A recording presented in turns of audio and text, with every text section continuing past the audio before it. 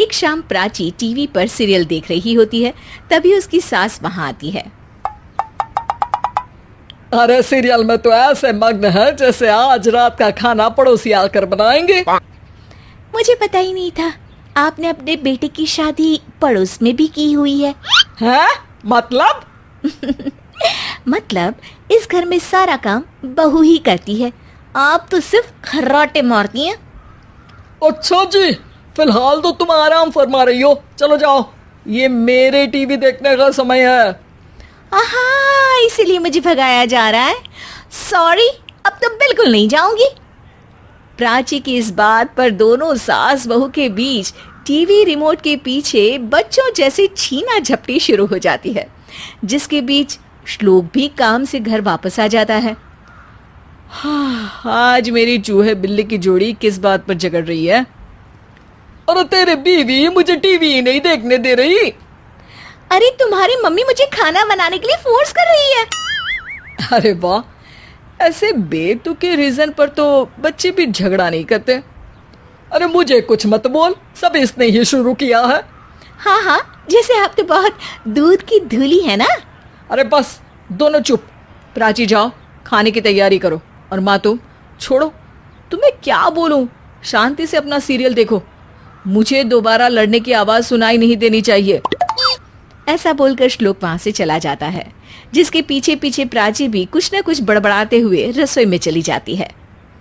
हाँ हाँ, सासू जी को तो कुछ बोलेंगे ही नहीं, बस मुझ पर ही हुक्म चलता है, खाना बनाओ, जैसे मैं इनके घर में खाना बनाने के लिए आई हूँ। इसी तरह शाम बीतती है और रात को श्लोक और प्राची की सास खाना खाकर सोने चले जाते हैं, लेकिन प्राची गुस्से में कुछ खाए बिना काम में ही लगी रहती है। इस घर में किसी को घंटा फिक्र नहीं पड़ता, मैं खाऊं या भूखी रहूं। प्राची कुछ देर के लिए रसोई से बाहर जाती है और जैसे ही वापस आती है तो वहां दूध का भरा ग्लास देखकर हैरान रह जाती है। फिक्र पूरी है, बस दिखाना नहीं है। प्राची दूध पीकर सोने चली जाती है और अगली सुबह एक बार फिर सास बहू का कार्टून नेटवर्क स्टार्ट हो जाता है। ये तुमने ही किया है। अरे अजीब जबरदस्ती है, मैं बोल रही हूँ मैंने कुछ नहीं किया। दोनों ने मिलकर पूरे घर को पागल खाना बनाया हुआ है। यहाँ कोई नॉर्मल इंसान तो रह ही नहीं सकता, इसीलिए अब पड़ोसी क्या रिश्तेदार भी घर आने से कतराते हैं। और सुन बेटे, तू भी चंगा, तेरी माँ भी चंगी, तेरी बीवी भी चंगी, रिश्तेदार। हाँ जी, आपको नहीं पता क्या, गंगाधर ही शक्तिमान है, रिश्तेदार ही। हाँ हाँ, बस समझ गया। कभी जानवरों जैसे लड़ेंगी तो कभी जुगलबंदी करेंगी। भाई मैं आप दोनों के बीच में नहीं फंसना चाहता।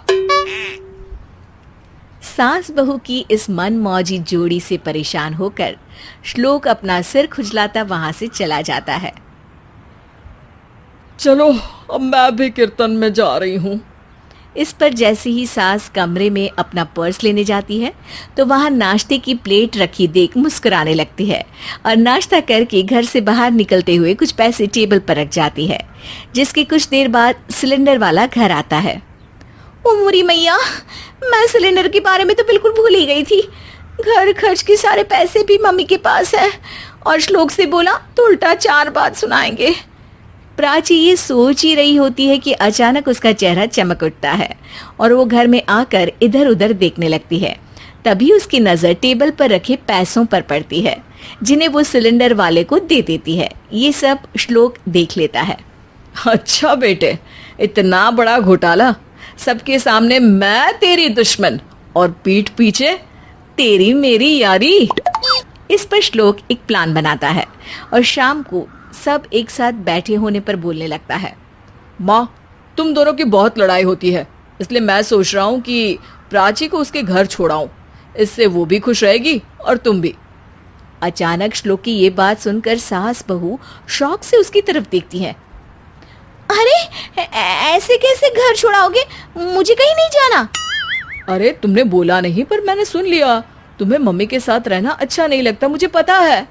अरे वाह, अरे जब बहू खुद कुछ काम बोले तो वो तुझे सुनता नहीं, और अब जो इसने बोला ही नहीं वो तू समझ गया। जब उसे नहीं जाना तो फिर जबरदस्ती क्यों कर रहा है? अच्छा, फिर आपको मौसी के घर छोड़ाता हूँ, बस अब आप दोनों एक घर में एक छत के नीचे नहीं रह सकती। मैं इस टॉम एंड जेरी की जोड़ी को और नहीं झेल सकता। है? ऐसे कैसे नहीं रह सकते? तुम्हें इतनी दिक्कत है तो तुम्हारा बोरिया बिस्तर पैक कर देती हूँ, लेकिन मम्मी जी कहीं नहीं जाएंगी। बिल्कुल यही सुनना था मुझे। अगर दोनों में इतना ही प्यार है फिर हर वक्त ये लड़ाई का नाटक क्यों करती हो?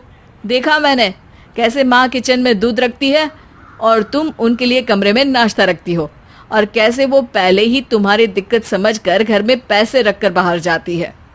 अरे भाई, इतना ड्रामा तो डेली सोप में भी नहीं होता जितना तुम दोनों ने इस घर में फैलाया हुआ है।